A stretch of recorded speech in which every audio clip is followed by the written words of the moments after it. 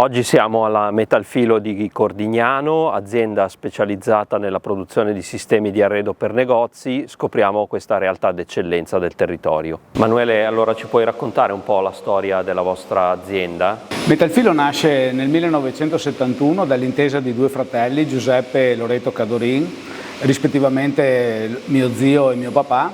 Il primo è dotato di una grande capacità tecnica e costruttiva, nonché anche di un alto carisma, e mio papà invece più con un taglio commerciale.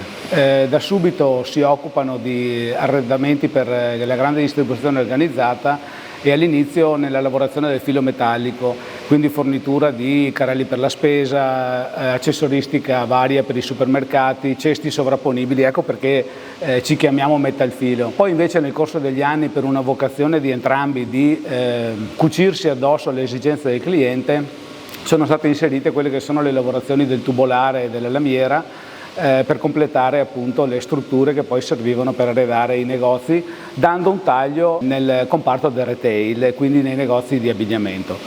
Poi nel tempo, con un adeguato ufficio tecnico, si è messo a punto anche la fornitura di metacrilati, legno, vetro, plexiglass e anche illuminazione, in ultima istanza, avendo il controllo di con un know-how nostro, e di conseguenza anche un parco fornitori che ci segue da anni e che fornisce appunto tutti questi semilavorati che completano i nostri arredi. Continuiamo a fornire la grande distribuzione organizzata, principalmente nel mondo del comparto del retail e quindi dei negozi del tessile, però ci sono state appunto delle evoluzioni in tutto il corso della vita dell'azienda, che hanno visto anche cambiare 4 stabilimenti. Questo dove ci troviamo oggi è il 4º stabilimento da quando l'azienda è nata. Siamo partiti a Zoppè di San Vendemiano con circa 500 metri quadri per trasferirci poi su 1200 nella zona GAI di San Vendemiano, altri 3000 metri poi sempre nella zona di San Vendemiano industriale, aggiungendone poi altri 3000 di magazzino logistica e spedizioni,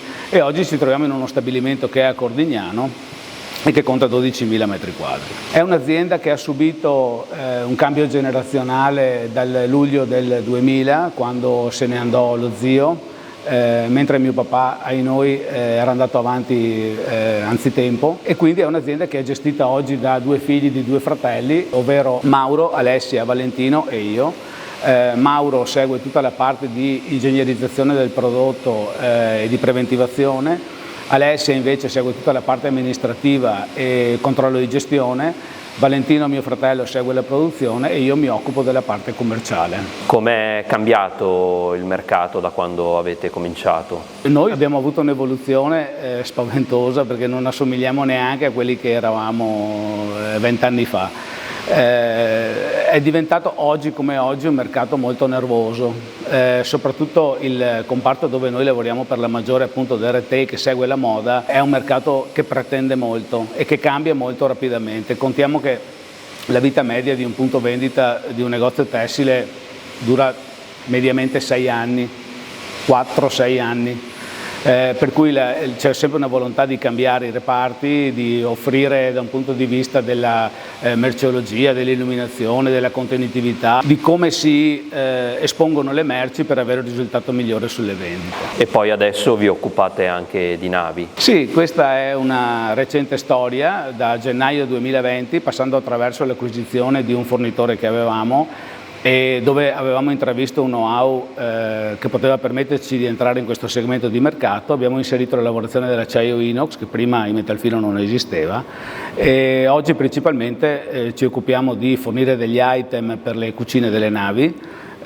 Sono tutte scocche preimpianti che vengono poi assemblate, completate con gli impianti da parte dei nostri clienti e quindi portate a bordo nave. È una diversificazione che l'azienda ha voluto e che insiste nello stesso stabilimento. Sono sostanzialmente 2 braccia dello stesso corpo, ma una mano non sa cosa fa l'altra, perché uomini e mezzi sono completamente diversi e anche la filiera produttiva parte dalla testa, arriva alla coda senza toccarsi nella produzione. Qual è la vostra mission? Quella di fornire senz'altro un servizio completo al cliente. Per tutte quelle che sono le nostre competenze cerchiamo di non fermarci mai, di non dire di no.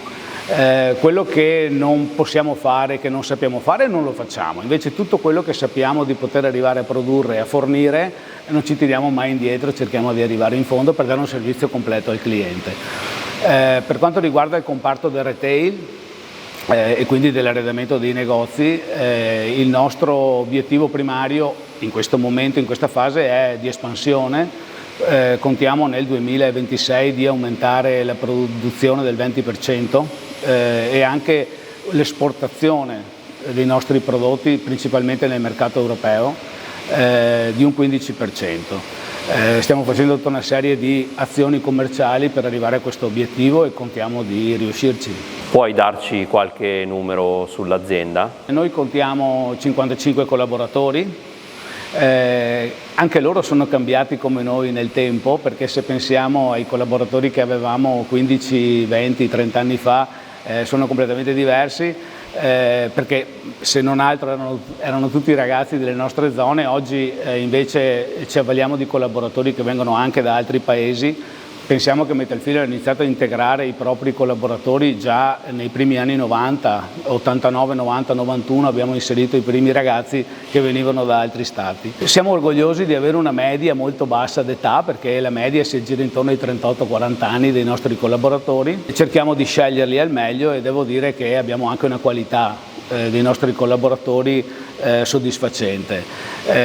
Le aziende possono essere organizzate benissimo, possono avere la tecnologia più avanzata che esiste, ma senza uomini non vai da nessuna parte, e noi per fortuna possiamo avvalerci di collaboratori affidabili. L'azienda oggi conta appunto 55 collaboratori e esporta in 15 paesi in Europa, principalmente in Europa. Oggi possiamo contare un fatturato che supera gli 8 milioni e contiamo appunto nel 2026, con il piano di sviluppo che abbiamo messo sul tavolo, di aumentarlo di un 15% nel prossimo anno.